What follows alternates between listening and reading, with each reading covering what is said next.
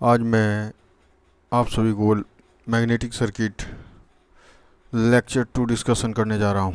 ठीक है, ये एफ ट्रिपल ई पेपर है आपका और ये ऑल ब्रांच में कॉमन पेपर आता है बच्चों। ठीक है, तो आज मैं इसी टॉपिक को डिस्कस करने जा रहा हूँ।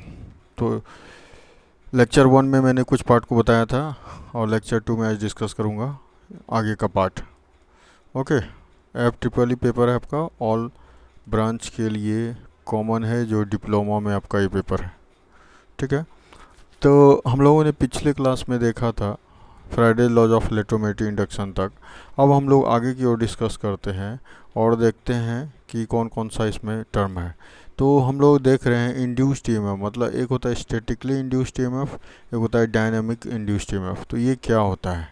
स्टैटिकली इंड्यूस्ड ईएमएफ क्या होता है? If the conductor is stationary and the magnetic field is moving, conductor यहाँ पे स्थिर रहेगा और मैग्नेटिक फील्ड मूव करेगा, और या क्या बोल सकते हैं, change the EMF induced is called statically induced EMF. Example के तौर पे आप ट्रांसफार्मर को यूज कर सकते हो स्टैटिक इंड्यूस्ड ईएमएफ में। ठीक है,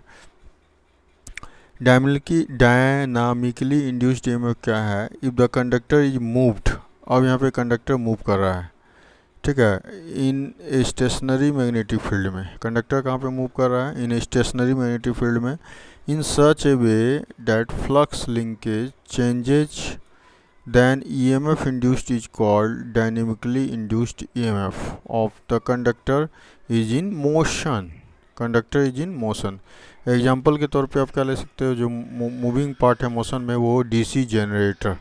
क्या है? DC generator. ओके, तो इसमें भी हम लोग क्लासिफिकेशन करते हैं। तो स्टैटिकली इंड्यूस्ड ईएमएफ जो होता है वो दो टाइप का होता है, एक सेल्फ इंड्यूस्ड होता है, एक म्यूचुअल इंड्यूस्ड ईएमएफ होता है।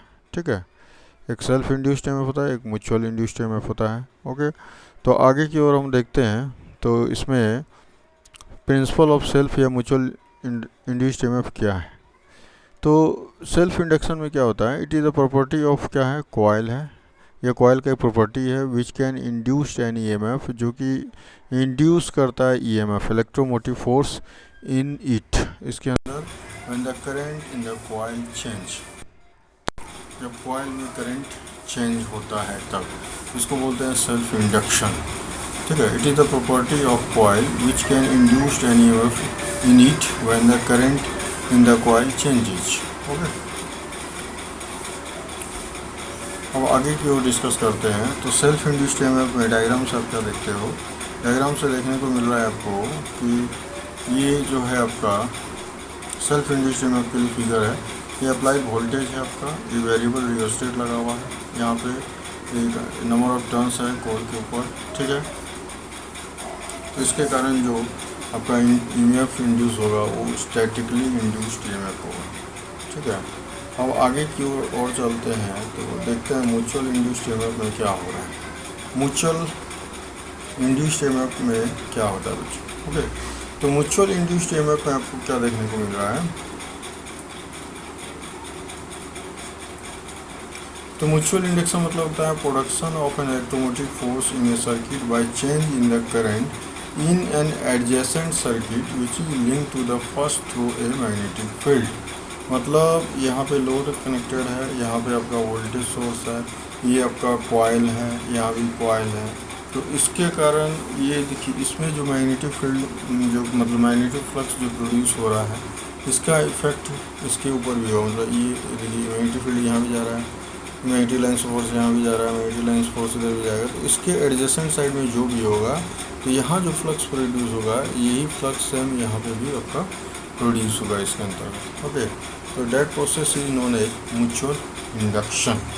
इसको हम लोग क्या बोलते हैं? म्यूचुअल इंडक्शन बोलते हैं। तो एक के कारण दूसरे पे फ्लक्स का प्रभाव होना। ठीक है, अब energy stored in magnetic field की बात कर रहे हैं, क्योंकि इंडक्टर जो होता है वो एनर्जी स्टोर करता है मैग्नेटिक फील्ड में।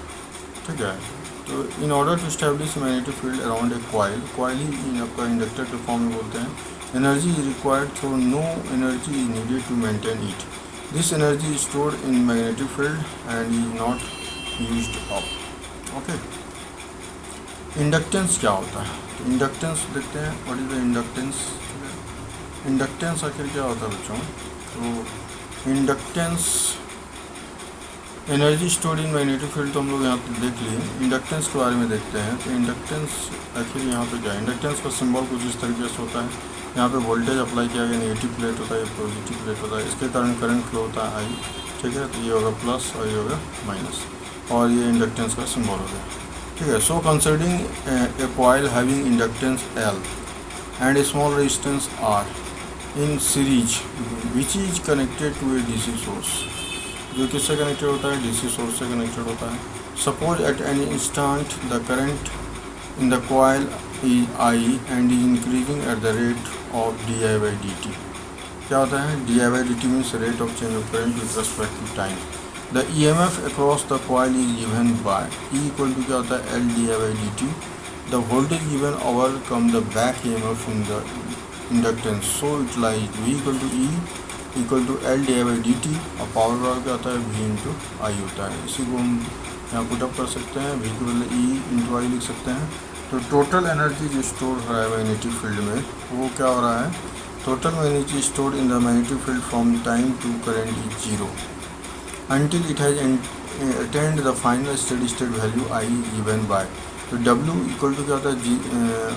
जीरो से आई आएगा, L जीरो से आई, एल आई डी आई। तो इसको आप जब इंटीग्रेट करोगे तो हाफ एल आई स्क्वायर हो जाएगा। तो इतना ये एनर्जी को स्टोर करता है बच्चों, ठीक है। कितना एनर्जी स्टोर करता है? Half L I square. L क्या है? इंडक्टेंस। आई क्या है? करंट। एल क्या है? इंडक्टेंस का यूनिट हेनरी होता है और करंट का यूनिट एम्पियर होता है, ठीक है।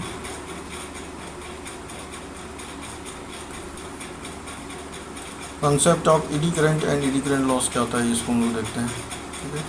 Concept of eddy current and eddy current loss क्या होता है? When solid piece of conducting metal is moved through a non uniform magnetic field और in any manner there is a change in the magnetic flux through the conductor, then some EMF is induced in it, ठीक है। As the solid piece of conducting metal itself provides a conducting path, so some induced current is flowing through it.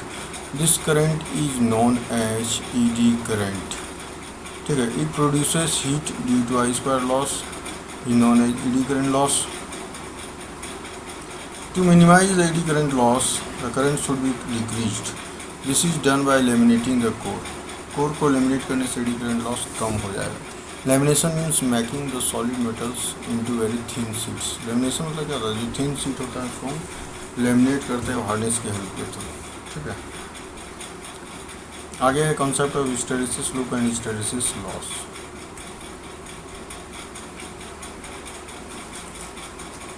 Hysteresis loop and hysteresis loss, it is the property of magnetic material due to which the corresponding value of flux density B lags behind the magnetizing force H producing it.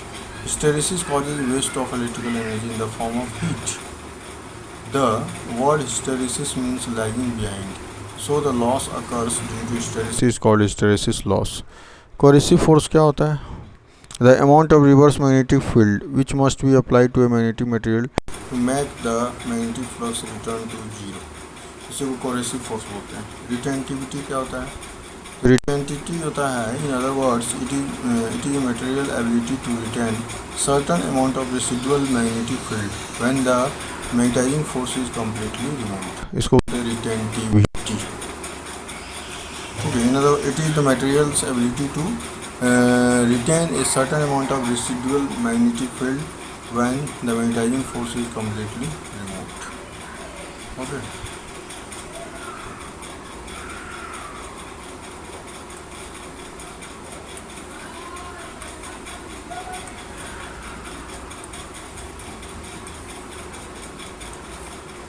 Okay बच्चों, तो ये आपका magnetic circuit का दूसरा lecture था, ठीक है। तो लेक्चर 2 में इतना ही देखना है। इस पर कुछ न्यूमेरिकल है बच्चों, जैसे एक न्यूमेरिकल को हम डिस्कस कर देते हैं, ठीक है। एक न्यूमेरिकल्स है, an electromagnet has an air gap of 4 mm है, flux density 1.3 weber per metre square है, ठीक है। और डिटरमाइन बोला जा रहा है कि the air gap given mu naught का वैल्यू जानते हैं 4.2 हेनरी पर मीटर होता है। क्वेश्चन आया हुआ है, ठीक है। तो इसका क्वेश्चन कैसे फाइंड आउट होगा? बी इक्वल टू क्या होता है? म्यू एच होता है तो एच इक्वल टू बी और क्या होगा, बी इक्वल टू होता है म्यू इन एच, और you know mu equal to mu naught into क्या होता है म्यू आर इंटू एच, तो B equal to mu naught relative free space में वन वैल्यू होता है तो म्यू नॉट एच हो गया। तो एच का वैल्यू फाइंड आउट करना है तो क्या हो जाएगा बी बाई म्यू नॉट हो जाएगा। तो बी का वैल्यू गिवन है शायद 1.3 और म्यू नॉट का वैल्यू जानते हैं 4.2 10⁻⁷, ठीक है। तो फाइनली यहाँ पे कितना आ गया 0.1035 इंटू 10⁻⁷, ओके। तो एच इक्वल टू फार्मूला क्या होता है एन आई बाई एल होता है, ठीक है। तो यहाँ से आपको एल का वैल्यू निकालना है, एच एन आई बाई क्या है एल होता है, ओके। तो determine ampere turns for the gap निकालना है, ampere turns for the gap. तो इस पे वैल्यू पुट अप करके आप लोग वैल्यू को फाइंड आउट कर सकते हैं बच्चों, ठीक है। तो आज के क्लास में इतना ही बच्चों, ठीक है। नेक्स्ट वीडियो लेक्चर लेके आऊँगा तो इसमें और भी डिस्कशन करूँगा, ठीक है, ओके। तो आज के लिए इतना ही।